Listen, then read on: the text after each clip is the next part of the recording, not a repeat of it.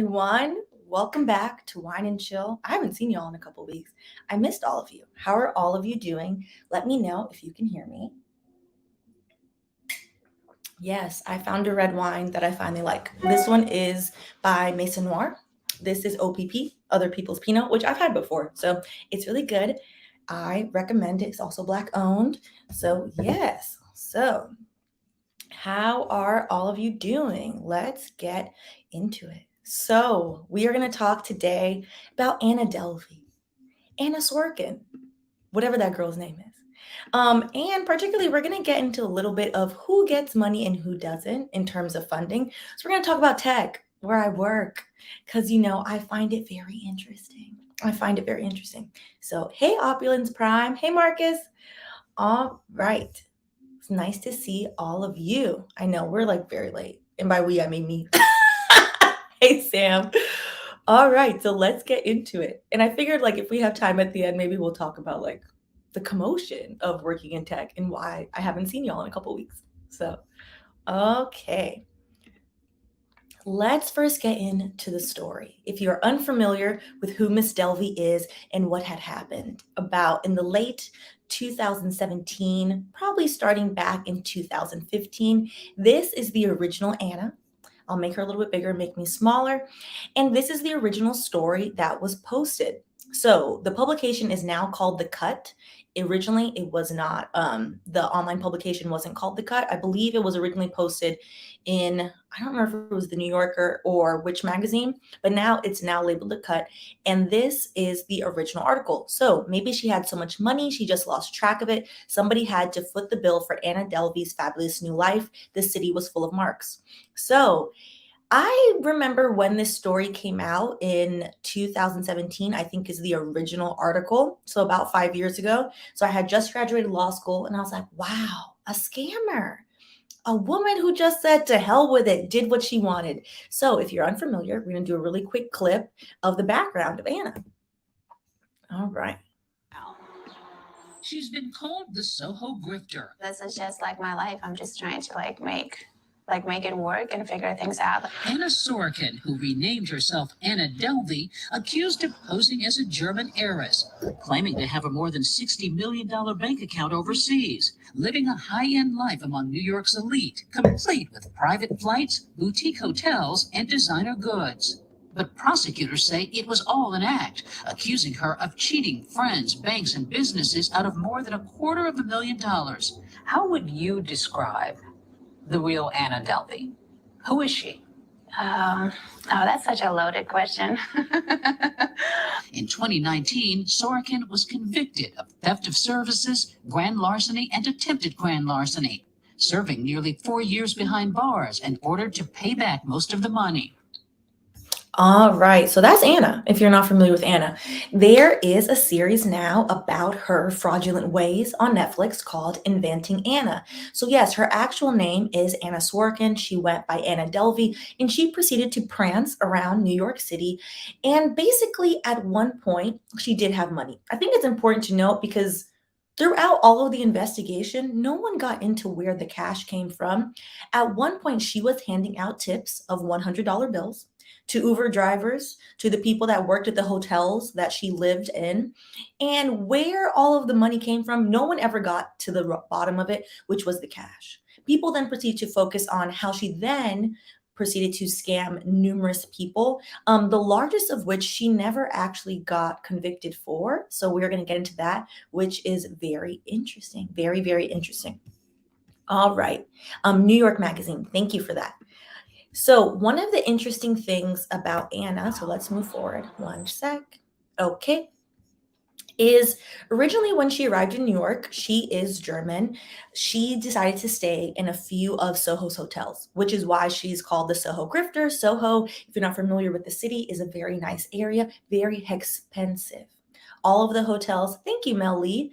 All of the hotels were We'll talk about that in a second. So all of the hotels in Soho, I would say like starting price per night, like 150 for like a really rundown one. Most likely looking at around like 250, $300, upwards of that, some up to 500, 600, $700 a night. Some of these hotels are full of crap and some of them are actually nice. So she stayed in all of these hotels and she made friends. And by staying in that area, she was basically able to learn like, oh, who has money? Where am I going? What am I doing? Who am I scamming? Etc. Her largest scam, though, which I think is the most interesting, is essentially Anna decided that she wanted to build what was, in her opinion, a way better version of Soho House. So she wanted to create the Anna Delvey Fund, which is a social club for rich, snobby people that don't want to be bothered with anybody else. If you're not familiar with the Soho House, it's quite overpriced and it's very lackluster. I would say it is a social club for rich white men that are 5'9" and under. I have gone before. Gabriel and I have gone to the Soho House. His friend played a DJ set there one time, and I was expecting more from the girls. And the girls were not giving that. The girls were giving nothing. It was much giving tired, dry, and people pay a membership fee to go to the Soho House for whatever odd reason, between $2,000 and $4,000, depending on how old you are. The older you are, the more you have to pay because they want the young people. What young rich people do with their pennies is beyond me and none of my business. But why they're paying for Soho House that has a tiny, dirty pool in actual Soho is, again, beyond me. Beyond me and my 305 self that is used to a beach and a regular pool. But anywho, continuing on, Anna decided that she wanted to build her own version of Soho House. Well, to do this, you have to find real estate. You have to find architects, developers, etc. You need money, like actual money, not, just handing out $100 everywhere. So she decided she was going to go to a bank. She got actual people to help her do this. And she based it off the premise that she was a rich heiress who had a trust fund of around $60 million. Yes, but her money was only in Germany. Not like we're in the 21st century where you can just wire funds. So why people believe that lie for so long is beyond me. It's beyond me. And the reason is why, and we're going to get into the privilege point as to why people believed her for a copious amount of time, many, many years. So her money was there. So she basically got people to believe her that she only wanted this minuscule $20 to $30 million-ish loan because it was cheaper than using her own money. She'd get a low interest rate, etc.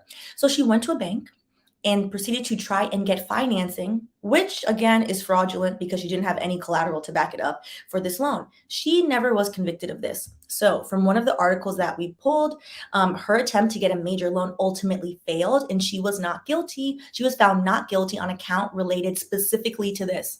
So she was denied the loan, but the one count specifically tied to the, let's say around $25 million loan, she was never found guilty. What she was found guilty of and what she served about, I believe it's 3.5 years, not exactly 4, like the clip said, of years in prison for, was scamming hotels and a few people. She scammed actual humans out of their money. So with that, what is very interesting is, although she never got the millions of dollars, she did get a temporary $100,000 overdraft from City National Bank. So that is the cash she got later. That's not like the original cash that she was running around with. That is the cash she got later. But thank you, Melly, for the super chat. I appreciate it. So yes, so she did get a bank to basically say to her, I know you overdrafted your account, but we really know that you have the money. And because we know that you're good for it, here's $100,000. Child, I have overdrafted my account when I was young and broke and penniless in law school. And Bank of America never, not once, even gave me back my money or the $35 they charged me, much less give me $100,000. Off of what? Again, I'm not the right complexion, so that is why, but that's fine. We're going to continue on and we're going to get into it. Okay. 1 second. I have my notes on the other thing. What I think is very interesting and what we're going to get into, and one thing that I think needs to be mentioned if you decide to watch Inventing Anna, the acting in Inventing Anna is awful. I just want to throw that in there in case you watch and you think you're about to watch something that is impeccable. It is not, which is very interesting. But one of the things highlighted in Inventing Anna and the way that her story is portrayed, it's very much positive. It's very much Miss Ma'am scammed and is sitting in the jailhouse. However, people on the show and how the show is portrayed are very much in awe of Anna, very much in awe of like, wow, she must be so smart to have figured out how to do this. She must be so smart to get all of these rich and allegedly smart people to give her money. She must be so smart that she stayed in these hotels for 2, 3, 4 months without paying a cent.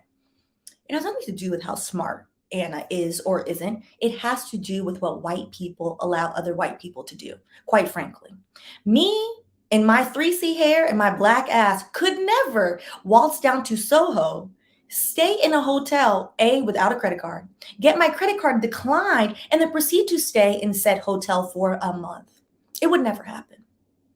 I would like to see receipts of any black or brown person that has done this.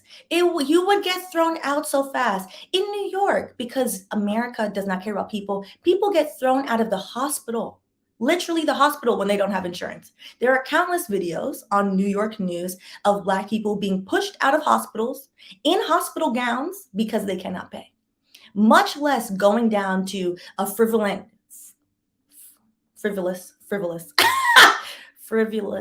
frivolous and fraudulent would give you frivolent. A frivolous Soho Hotel. Much less. It would never happen. And what I think is really interesting or about Anna's story is the continuation of this idea that, oh, Anna is just so smart. She's just doing all these things. She's not really a fraudster. She's someone who was, kind of just caught up in it. She wanted to be one of the girls living a New York life. And in her own words, she doesn't particularly believe that she is actually guilty of fraud, which I think is very interesting. So let's play this clip from actual Anna, from her Instagram, which her Instagram is under Anna Delvey, which is not her name, which she's very much aware of that, but that's neither here nor there. Board arcs, and it did definitely follow me around quite a bit. Looking back at it now, as I said, almost 3 years later, I don't endorse or like any of the ways that I chose to like resort to like while going about what I've done. And I'm not proud of anything. And I like to think that my intentions were not fraudulent. If you look at fraud by its legal definition, to permanently deprive somebody of the funds or property.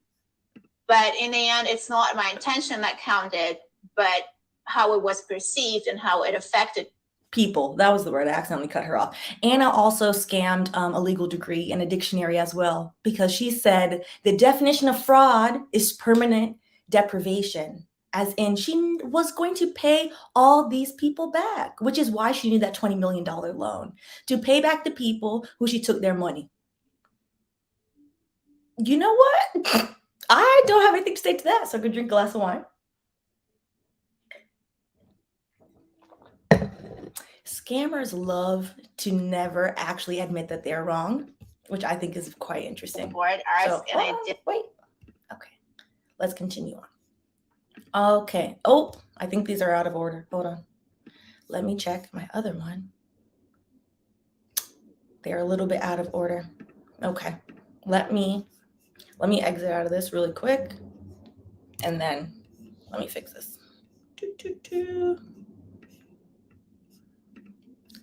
Okay. Did it fix itself? Yes? No? Okay, it did. All right. Okay, so there was this article in BBC News about Anna Sorokin. This is from a few years ago. So this is when she first was convicted. And the article is about why do con artists and fraudsters fascinate us? And it's a very interesting article. I will make sure to put it, link it in the bio afterwards. I forgot to do it, so I'll make sure to do that. And what I found most fascinating in the article was basically the reasons or the excuses as to why we, the general public, are falling for these scams. Like why we're so enamored with the idea of a fraudster. The first reason given was, as majority poor people, we love to see a Robin Hood character We love to see somebody who's just getting over on rich people and helping out the poor. Anna didn't help out anybody but herself and allegedly some of the staff at the hotels. So Neff specifically, she did buy her a few things. Okay, fine. Anna is not Robin Hood. Anna is scamming for herself. Anna is very much dedicated and was dedicated to being classist and egregious at all times. So Anna is not that. So I'm like, okay, this one doesn't apply. The next one was, which I think is very interesting because this is a BBC article, is that in America, people are very much obsessed with the American dream. And I have said this a million times. I do not think the American dream is real. The American dream is very much giving a scam and a sham and is very much not alive. The American dream is on life support for somebody not named me.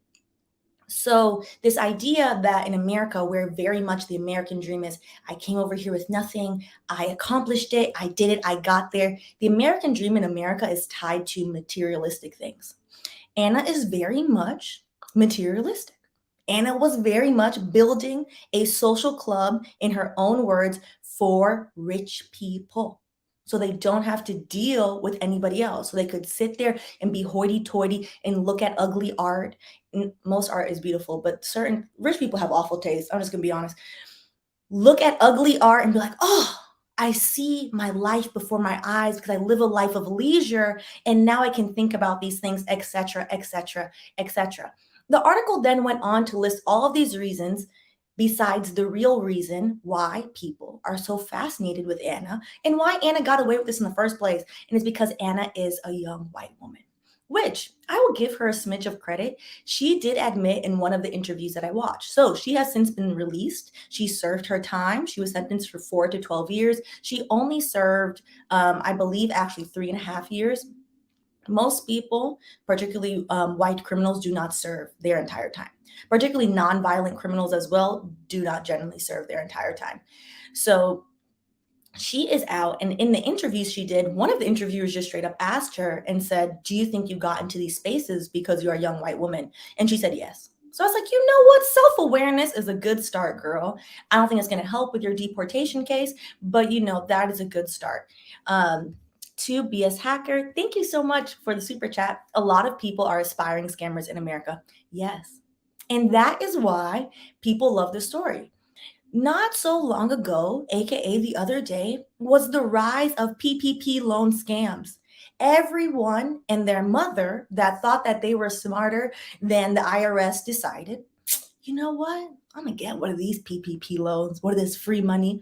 And what is going on now? People getting thrown in prison. What's his name? I forget which one it is. From Pretty Ricky is currently in prison for this. He turned himself in. He had a very dramatic last dinner, like he was serving 20 years. He's not serving that much time, and is now in prison for committing a PPP loan scam. There are a lot of people that they just want to live a life. They want to drive around in their Rentley and they want their neighbors to think they have it like that. That's all it is. Baby blue. Okay, good. Because I always forget like which is which. They don't all look like they used to when I was in middle school listening to that when I shouldn't have been. Thank you, New Nubian. So it's very, very interesting to see the lack of awareness in terms of people just admitting who is getting money and why. So let's go and watch this little clip. And then I want to bring up one specific quote. I'm halfway through the series. To be honest, I only watch it when nothing else is on and when I have the time because the acting is really awful. It's really just a hot mess. Also, tangential side note for everybody that used to watch Scandal, seeing Cyrus reduced to a man with so little lines in a show makes me very sad. It really does. All right. Did you get a thrill from it? I mean, were you satisfied when you got away with something, when you achieved something, when you slipped under the radar and didn't have to pay? Was it thrilling? Absolutely not, because in my head, I never thought that I was cheating or getting away with anything. In my head, like, any money that would borrow from them, they would be getting back. I felt like they portrayed me as like someone who is very manipulative, which I don't think I am.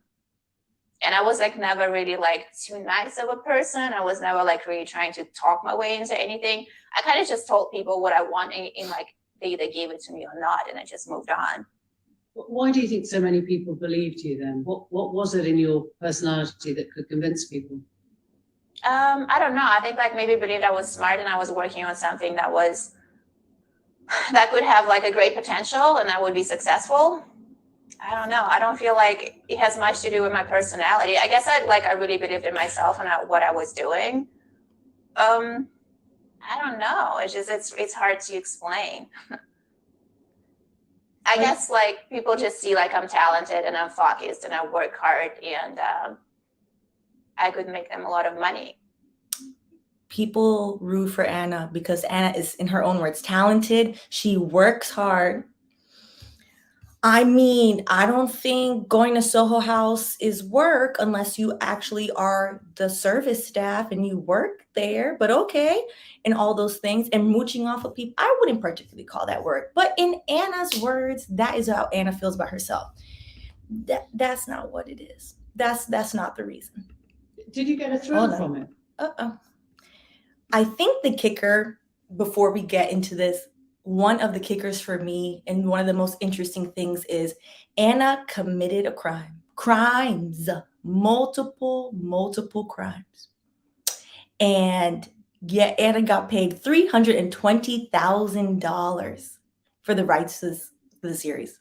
Anna got paid money to make sure. I'm like looking at the comments and then looking at this again too. Anna got paid $320 to do the wrong thing. $320,000, correction. My student loans. The beginning of my student loans to do the wrong thing. Mess. Which is why when you see so many things about this, none of it really makes any sense. None of it really makes any sense, child. So one of the things that I thought was really interesting before we get into VC, there is a quote in, I want to say episode 3 or 4, where she's laying in the bed with her Southeast Asian boyfriend.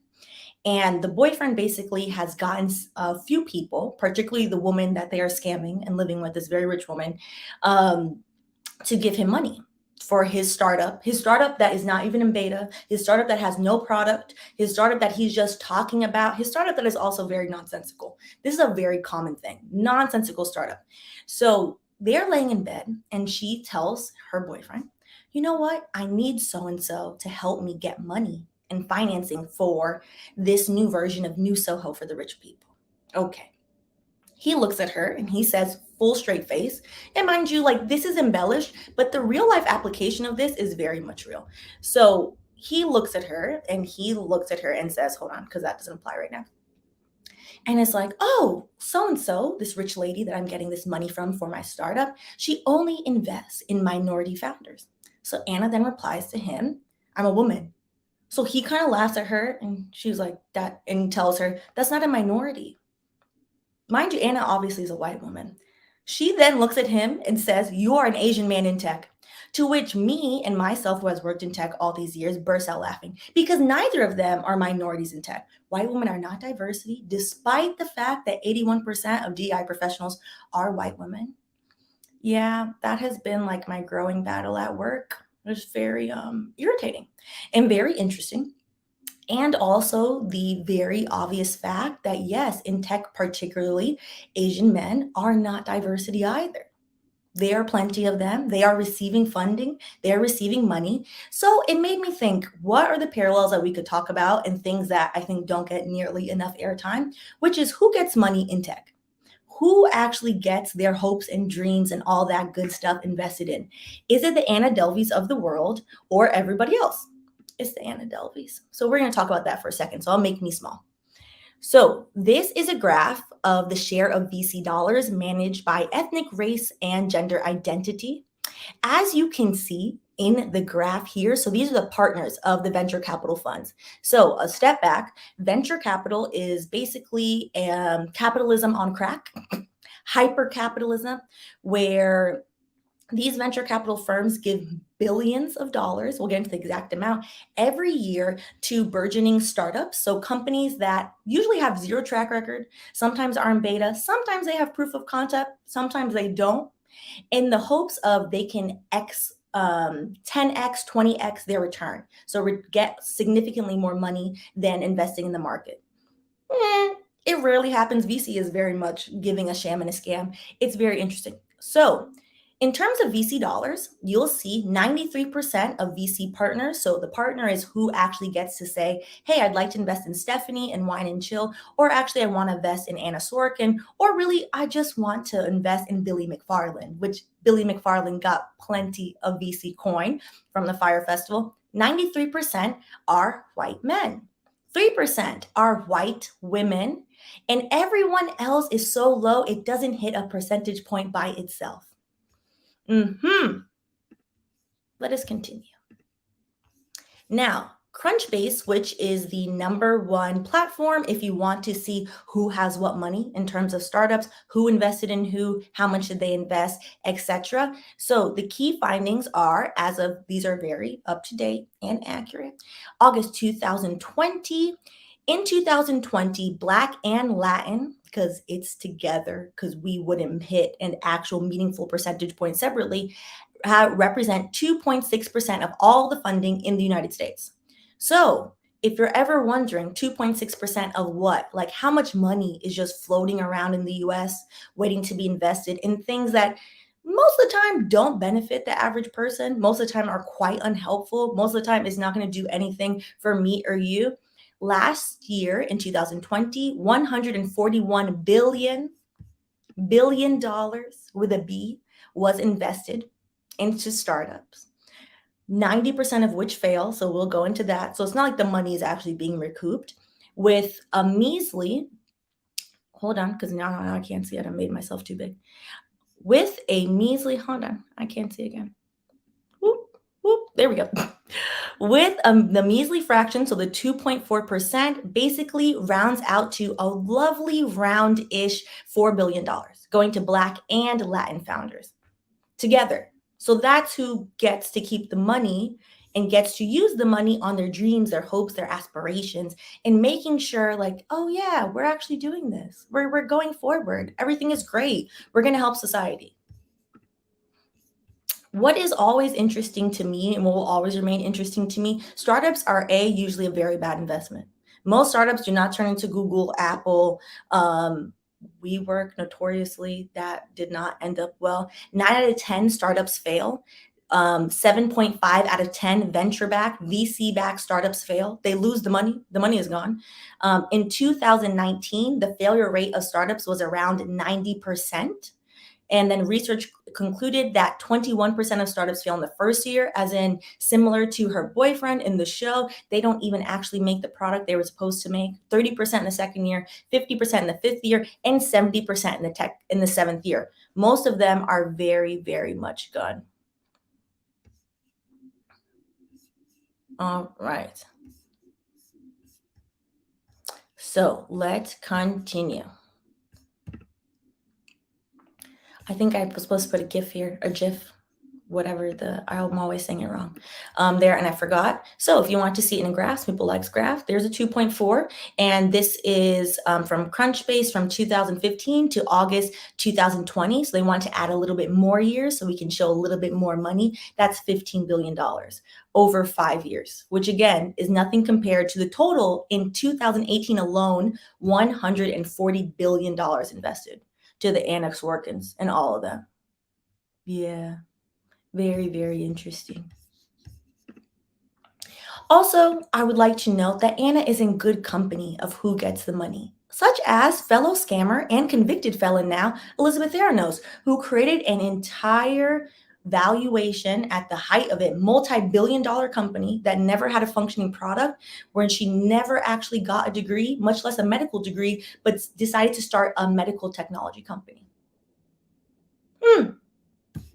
So that is that. I think in terms of investing Anna, what we're going to continue to see is her just basically probably like learn from her mistakes, maybe not, maybe learn not how to get caught, but no actual like meaningful actions are going to change, which is people are going around scamming and doing nonsense, whereas who has the privilege to do these things is usually not who is pinned as the scammer. It's usually the Lizzies of the world. So yes. All right. Well, on that note, we're quick today. To the point. So let's go through the comments. I feel like we have like weird comments because there are people that I don't know up in here, but it's fine. I'll block them. It is what it is. Oh, I forgot. Oh, okay. I had it in there before. I had the little cheersing thing. Okay, so let's go through the comments. Okay.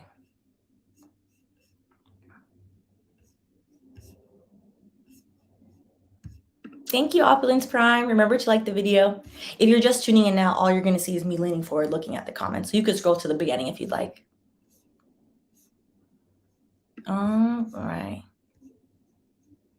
Thank you, Cadence. I got them redone. I save up my money and get my highlights redone once a year because it's expensive, but definitely worth it to me. Hi, cousin. This is my cousin. Love you. Last time she did this, I didn't see it, so then felt bad.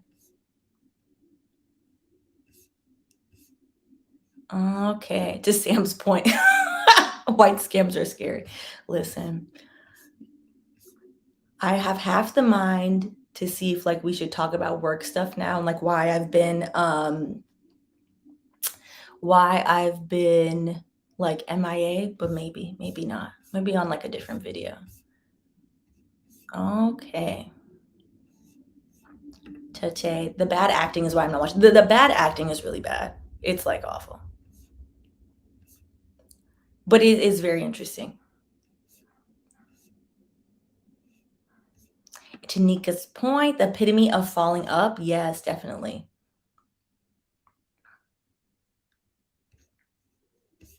Okay.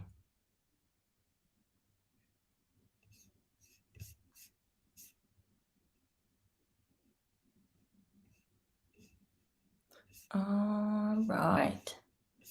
These are some random comments in here. Listen, honorable mention to Lizzie. She didn't get convicted of all her crimes, which I found the most interesting.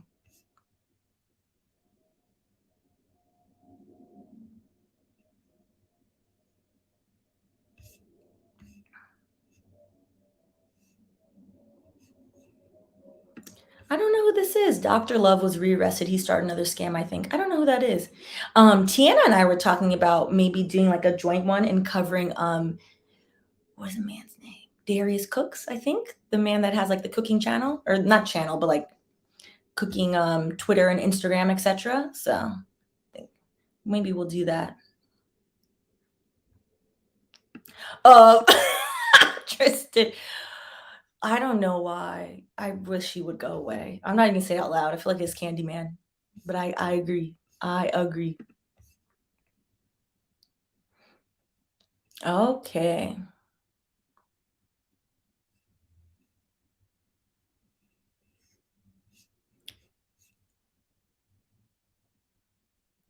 All right. So I think we're all wrapped up and early today. My goal is to always finish at 8, so it's 7:56, despite whatever time that I start. So in terms of our lives, I don't know if we're gonna get to go back to weekly, to be honest. Work is driving me, to be very frank, doing DEI work full time is interesting. It's very tiring. It's very emotional, particularly in tech, where tech very much gives a very homogenous vibe. So we'll see. I think what I'm going to do though, every time we will do live, it will always be on Thursdays. So I'll let y'all know, and I'll put a post like on YouTube, and then I'll put a post or put in the stories like on Instagram. So my Instagram is wine and chill. And then, yeah, so we'll see. We'll see, because I don't know if I'm going to get back to that, but I do have like a couple videos coming up for you. So Tiana and I have a video on music, the music industry, and decommodifying the music industry, which I think y'all will like. So that'll be on her channel, so I'll post that. And then I have something for Patreon. I filmed it about Black America's erased towns. I just need to edit it. I filmed 3 videos this weekend, so I just need to edit it. And then I have my February student loan video, and then we will do all that. Oh, D&I, diversity, equity, and inclusion. So, getting people to just not touch other people's hair at work and actually hire Black and brown people, and, things that should be normal that apparently are not in corporate America. It's a little bit tiring. So we're going to do all of that.